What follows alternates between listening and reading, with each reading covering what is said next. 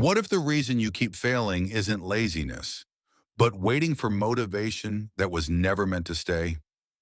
Pause. Let's talk about that. If you're watching this, there's a good chance you've felt this before. You wake up with plans. You tell yourself, today I'll start. You feel motivated for a moment, and then nothing happens. Days pass, weeks pass. You feel tired, frustrated, maybe even disappointed in yourself. You wonder, why can't I stay consistent?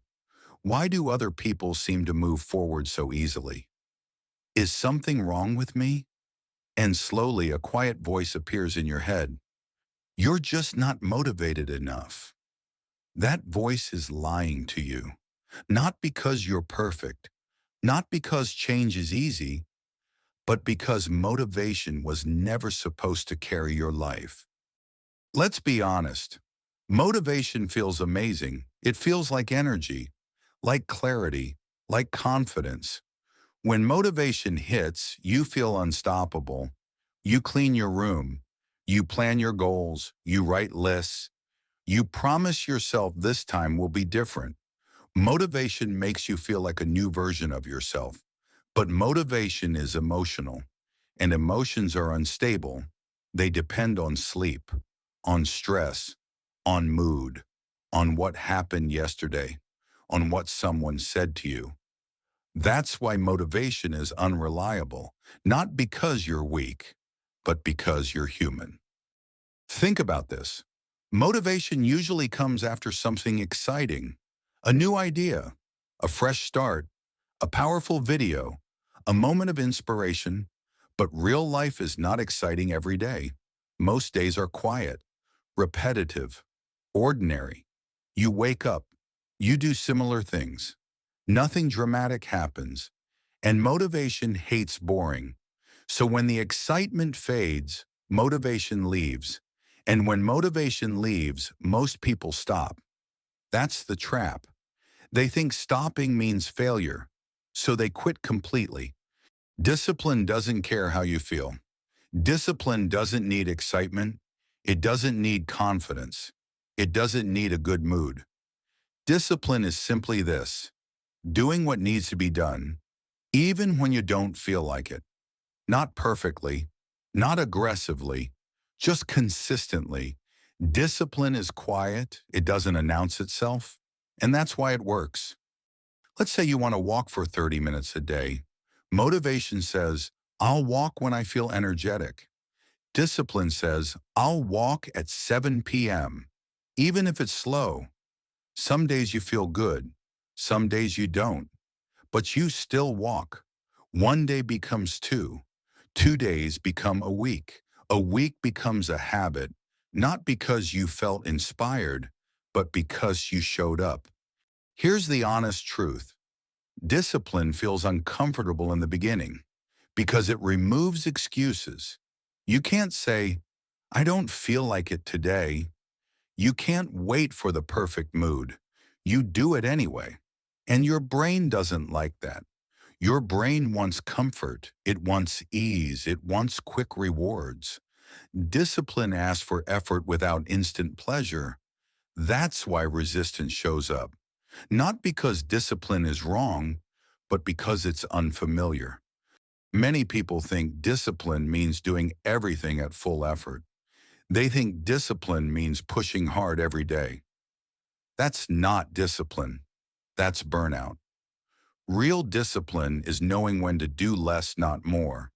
It's choosing consistency over intensity. It's saying, I'll do the minimum today, but I won't quit. That mindset changes everything. Discipline gives you something motivation never can: trust in yourself. When you keep small promises to yourself, something shifts inside. You stop doubting every decision. You stop arguing with your thoughts. You begin to trust that you'll follow through. That self-trust is powerful. It makes life feel lighter. Here's something most people don't realize. Every small action is a vote for the person you're becoming. When you show up consistently, even in small ways, you start to see yourself differently. You stop saying, I'm trying. You start saying, this is just what I do. You don't become disciplined overnight. You become disciplined through repetition. Let's clear this up. Discipline is not punishment. It's not forcing yourself to suffer. It's not ignoring your limits. Good discipline is calm and respectful. It sounds like this. I don't feel like doing this, so I'll do a smaller version. 5 minutes, one page, one task. That's discipline. When you rely on motivation, you live in waiting mode. You wait to feel ready. You wait to feel confident. You wait to feel inspired. But readiness doesn't come before action. It comes after. Discipline creates momentum. Momentum creates motivation, not the other way around. Think about brushing your teeth. You don't wake up excited to do it. You don't wait to feel inspired. You just do it. That's why it works. Imagine if you said, I'll brush my teeth when I feel motivated. It wouldn't happen consistently. Your goals work the same way. Here's an underrated benefit of discipline. It reduces decision fatigue. When something is scheduled, you don't debate it. You don't argue with yourself. You simply act. That saves mental energy. And less mental noise means more peace. Let's pause. Think about one thing you've been avoiding. Not everything, just one thing.